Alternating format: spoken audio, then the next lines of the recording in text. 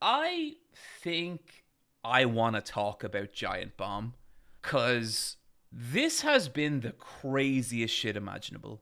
Like, I feel like the older I get, the more I feel like the things that I always thought were impossible to happen. You're always I remember being in my like early 20s or like even mid or late 20s and thinking like, okay, some shit's just never gonna happen, and you think you understand the limitations of the world and what can happen in it.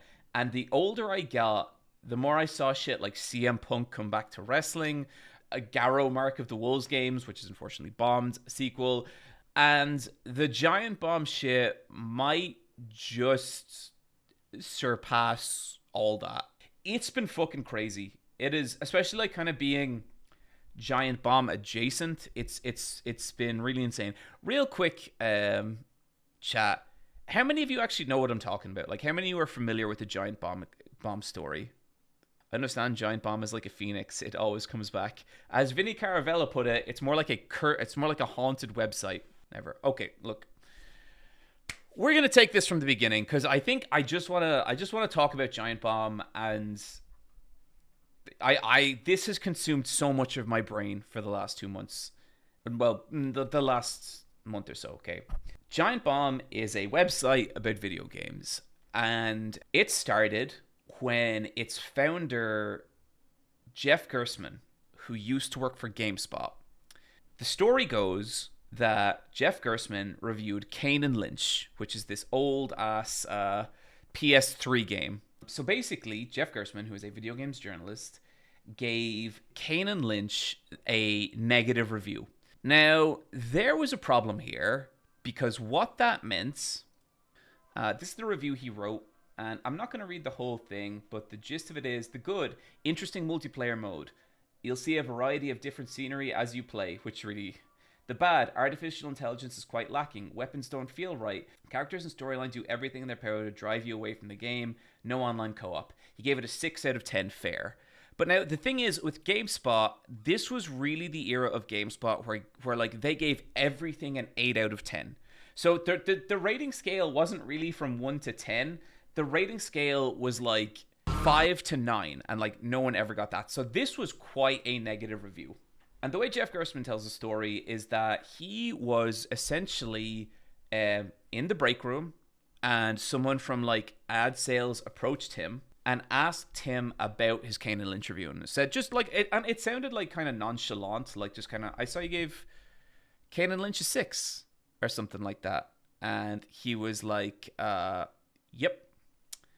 Jeff Gersman was let go, and what was suspicious was that Kane and Lynch had ads running on GameSpot at the time.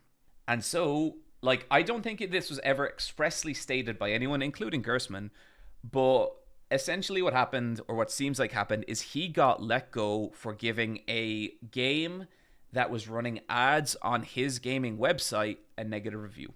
Gamergate 0. Unfortunately, a lot of the Gamergate shit started here. And I'm going to come back to Gamergate, don't you worry. But yeah, this was like the genesis of a lot of like ethical games journalism shit, which is, do not get it twisted, fucking idiots on the internet have misconstrued this argument over and over and over. So, Jeff Gersman leaves. It's a fucking disaster. And like, this is why you need independent games journalism, okay? Here's the fucking problem. If you run a gaming website, the number one best sponsorships in the world are going to be from video game companies, because they know gamers visit your website, they are going to get the most ad return for their dollar by sponsoring your website. That was the thinking. But this creates like a problem. This creates like a problem of ethics, because basically what you had here was a game sponsoring a website and them having a problem with the genuine but negative editorial website that gave them. And that's fucked. Like, that is completely fucked, So like, one of the questions I get is like why I don't take sponsorships just in general. And like, I'll take sponsorships on Versus Wolves for non-gaming related media. I have never and will never take a game sponsorship or any media. And the reason for that's simple. I cover media on my channel. When you guys come to my channel, whether you fucking agree or disagree or whatever else, you know that you are getting my genuine 100% like option on media. And like I've talked about this before. Not long after the Fear and Hunger video, a Korean company, I'm not going to say who they are, and honestly I don't really remember, and they offered me $50,000 to do a video on their game. I couldn't fucking believe that. Like my producer sent me the message and she was like, some Korean company wants you to is offering you $50,000 to do a video on their game. And I thought she was mistaken. I thought she had tried to type in $5,000 and put in an extra zero. And so I went and I checked the email, and they were straight up offering a flat fee of $50,000 to cover this game. I didn't take it. A couple of months ago, I got another offer to cover a different game. I don't even know what game this was. I didn't even check, for $30,000. Like, I will never take that shit, because to me, like, at the fucking core of Super Eyepatch Wolf is that, like, you are just going to get what I actually think about shit. It doesn't matter, like, if you agree. And, like, it doesn't even matter if you disagree and you think the reasons I like it are fucking stupid, or don't like something is fucking stupid. Like, that's not what it's about. At the very least, you have to know that, like, I am being genuine when I say, hey, this thing's fucking cool and I like this. That is, like, the most basic contract me and you have, as in me and my audience. I am going to tell you when I think something is good or when I think something is bad. I'm only ever going to cover it in a genuine way. There's no amount of money someone could offer me to break that. And I know, like, I can see people in the chat just being like, bro, just take the money. But, like, here's the thing. Like, I have a Patreon and I get decent AdSense and people support me through merch and shit, you know? I have money. Like, I have money that I'm comfortable, and I have money that I'm happy, and I have money that, like, you know, I can have a studio like this there, which is fucking insane. Like, it's awesome. I don't need all the money. I would rather be able to fucking look myself in the mirror at the end of the day and know that, like, if I get shit wrong, which, like, I do, like, you know, I make mistakes and shit, but, like, if I get shit wrong, it's not because a fucking giant corporation paid me to have an opinion on their bullshit game. You know, that mentality comes from Giant Bomb. That is where I got that. That is who taught me that. I remember, like, listening to Giant, because when Jeff Gerstmann left GameSpot, he founded Giant Bomb. And the whole idea behind Giant Bomb was going to be this independent thing, and it was going to separate editorial and sales and all this kind of stuff.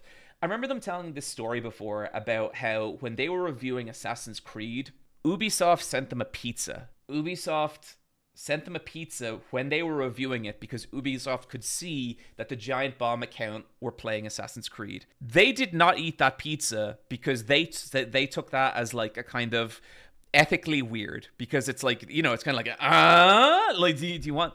That is how I've always treated this shit. I've been going to, like, anime cons for years. I have gone to, like, you know... I've gone to Funimation booths, and I have been, like, you know, I've talked to, like, Funimation staff and, like, all this kind of shit. And I have been offered, like, a bunch of really, really cool shit. But this was back when I was, like, more like an anime YouTuber.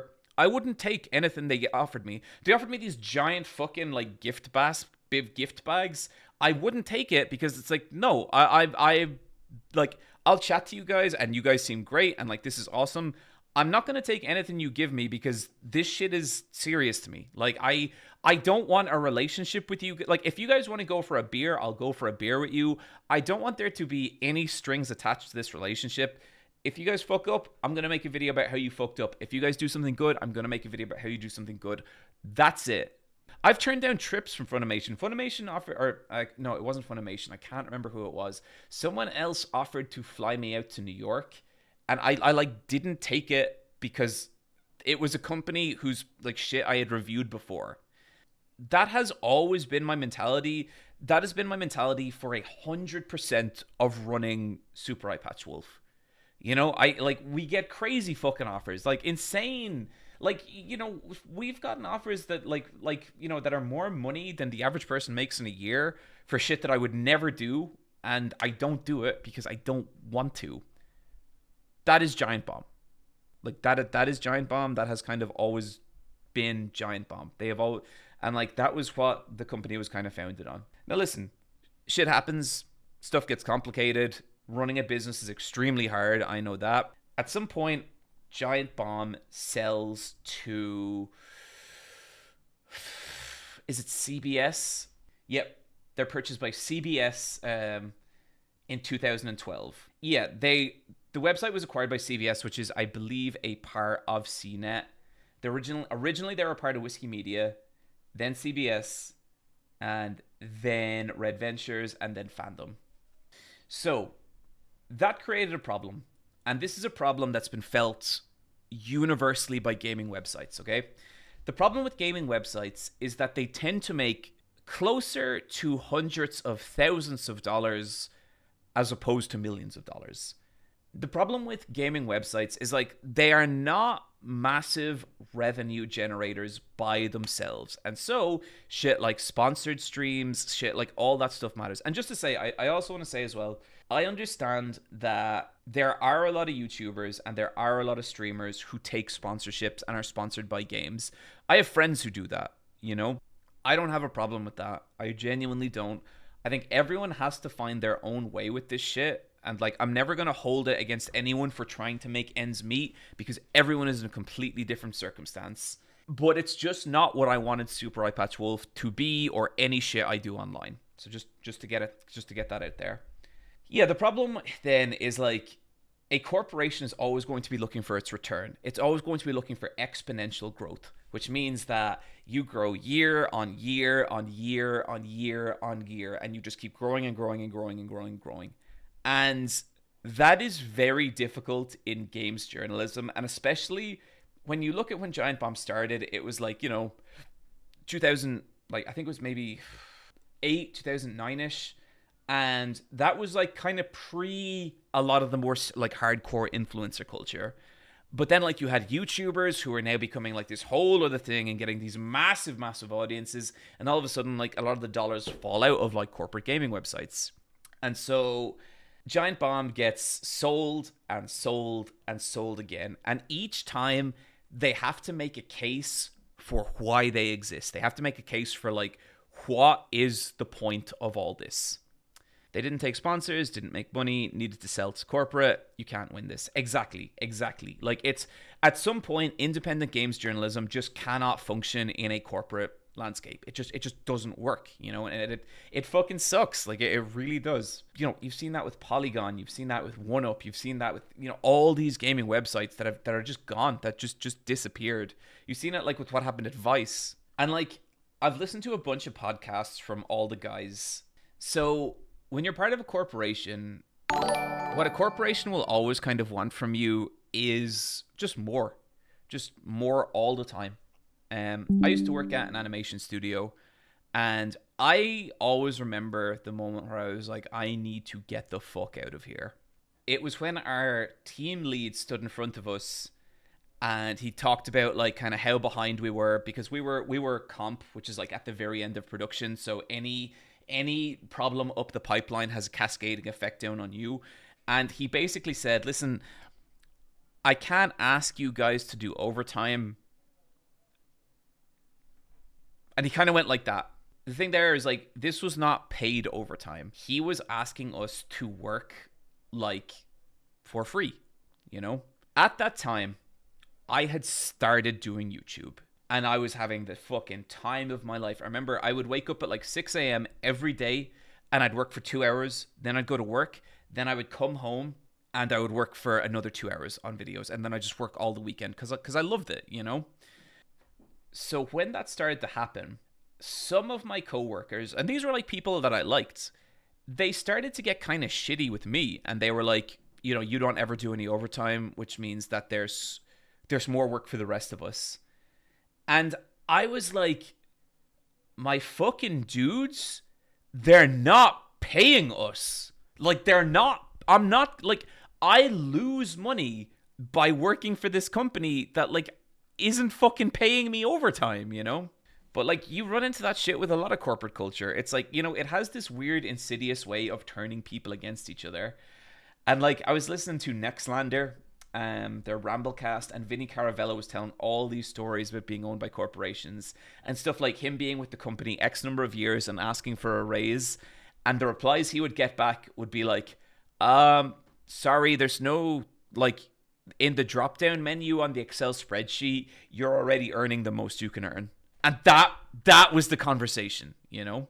So eventually, anyway, you know, I left working for anyone but myself a long time ago, and that is partially because of, no, that is entirely because of all of you, not partially. Like, I don't have to worry about that shit now because the channel gets supported, because you guys subscribe and watch the shit I do, which, you know, it means the world to me. But Giant Bomb churns and churns and churns, and the phrase "do more with less" is constantly introduced. The companies want more videos, they want more output every week, and during this whole time, Giant Bomb is running the best gaming podcast to ever exist, the Giant Bombcast and the Giant Beastcast. If you were in it in like 2016, 2017, if you were consuming prime Giant Bomb, it was the best shit going. I would sit down with a cup of coffee every Wednesday morning and just for 20 minutes listen to the Giant Bombcast. And it was like fucking heaven. It was the most parasocial shit, but I was like, here's my buds, here's my friends, I love these guys, you know? And then Giant Bomb is sold to Red Ventures, I believe, in 2020. At that point, 3 of its founding members, Brad Shoemaker, Alex Navarro, well, Alex Navarro isn't technically founding, but he kind of is, it's complicated, and Vinny Caravella leave. And I genuinely felt like I was devastated. I was genuinely devastated. I was like, okay, Giant Bomb's over. This sucks. It's never gonna be the same. This is fucking terrible. I hate this. And then I think it was about 3 years ago, around 2022, Jeff Gerstmann, the founder of Giant Bomb, also leaves. Well, he was fired. He's talked about like how he was let go from Giant Bomb.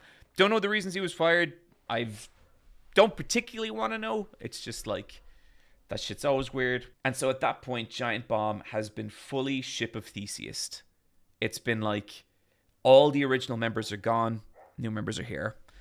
And at that point, I'm kind of like, oh, this is weird. And like, as a fan, I think at that point I kind of stopped listening for a little bit, because I'm like, okay, you know what? Don't know this website too much anymore. Feels weird. But then I start seeing Resetera threads, and a couple of months later, and it's people talking about Giant Bomb, and they're like, the new Giant Bomb is actually good. The new Giant Bomb is actually like really interesting. It's got a bunch of like cool personalities. And the people they're talking about are Dan Reichert, who was already a part of Giant Bomb before, but has come back. Jeff Grubb, Jan Ochoa, Jeff Bacalar, and Mike Minotti, and a couple of others are doing stuff with GameSpot people, like Tamor and Lucy, and a few others. And I start listening again, and they are completely right. Like, it's different to how it was, but it's like good, and there's good journalism happening, and there's interesting conversations, and there's chemistry. Like, there's genuine chemistry between the group. And I'm like, holy fuck, those crazy sons of bitches did it. You know, they actually did it. Then the wildest shit happens. I had gotten to know through Tamor, through some charity streams, and he asks me, would I be interested in pitching a podcast? I think I'm getting my timeline. I think this happened a little earlier. I'm getting my timeline fucked up. He asked me to pitch a podcast to Giant Bomb. So basically, I get in a meeting with Jeff, and I pitch him the idea of doing an anime podcast with Giant Bomb, because they had previously done All Systems Goku, and apparently it was a big success for them. And so I pitched the podcast, Jeff's Bizarre Adventure, with myself, Jeff Bacalar, Lucy James Games, and Tamor Sane. So here's the kind of dude Jeff Bacalar is. When I pitched Jeff's Bizarre Adventure, I really wanted to work with those guys because I really, really liked them. When they asked me for like, okay, how much would it cost for you to be a part of this thing? I lowballed the fuck out of them because I just wanted to work with Giant Bomb.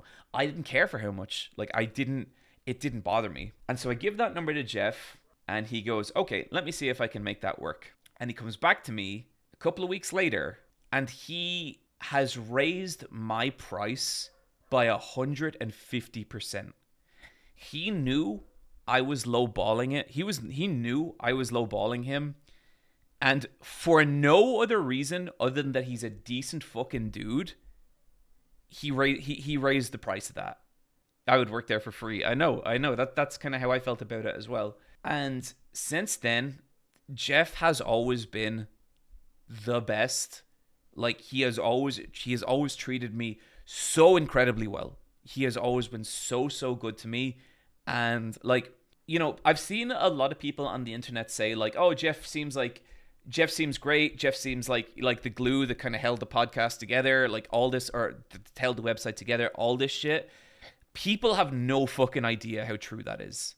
Like, genuinely, they don't know the shit that man has been through and like how strong he's been and how he's constantly just tried to do right by everyone around him, including me, but like everyone. Like, Jeff Bakalar is the kind of guy where like I have never heard anyone speak an ill word of him. I cried a little bit when Grubb thanked Bakalar for protecting them behind the scenes. Dude, you have no idea. I'm at the point now where like I am very close with Jeff. I would consider Jeff a close personal friend. We regularly just jump on calls and hang out, and we vent about the different aspects of like being online creators. And the shit that man has endured and like the stress that he had to be under, like I'm not going to get into any of it because it's all his shit, but like fuck, I'm getting emotional, and I don't mean to, but when you see like the shit he has been through and like how much all this shit has like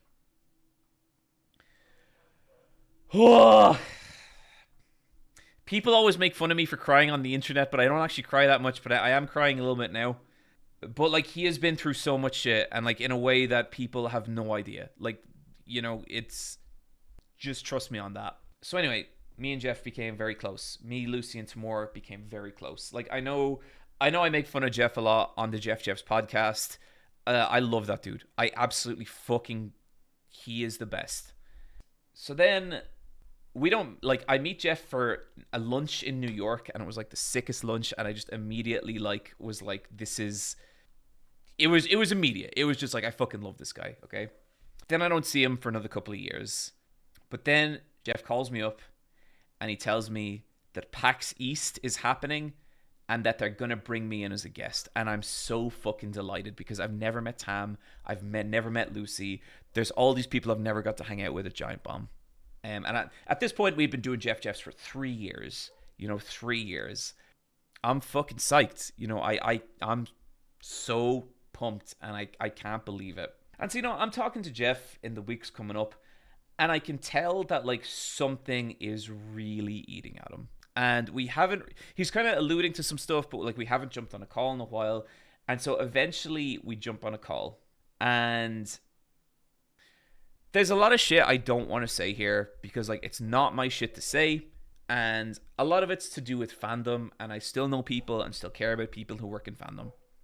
But basically, there have been certain things said about one Emma Frost's thighs that were deemed deeply inappropriate by a company to a point that severe action is being taken.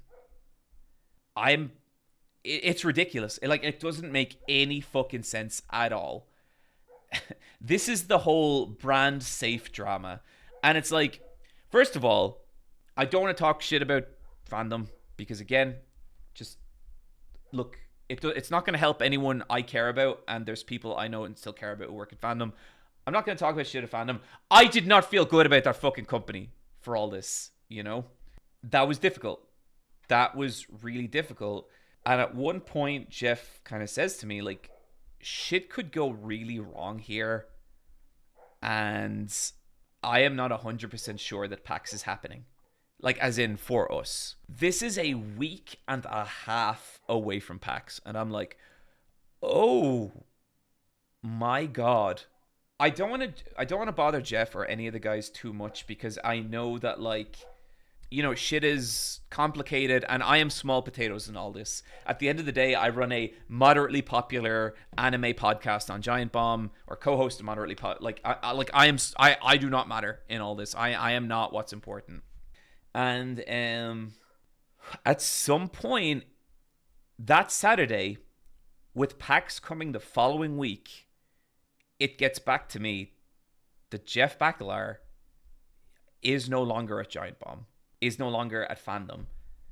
And like, heartbroken does not begin to describe it. Like, this is fucked up. Like, this is really, really fucked up, and I can't say anything to anyone, and I don't know what's happening. So like, I give Jeff like some time because like, I don't want to be in on top of him because I'm sure like a lot of people were. So I get on a call with him that Monday, and I come into that call and I'm like, what did they fucking do to you? What did they fucking... They're gonna pay. They're gonna fucking pay.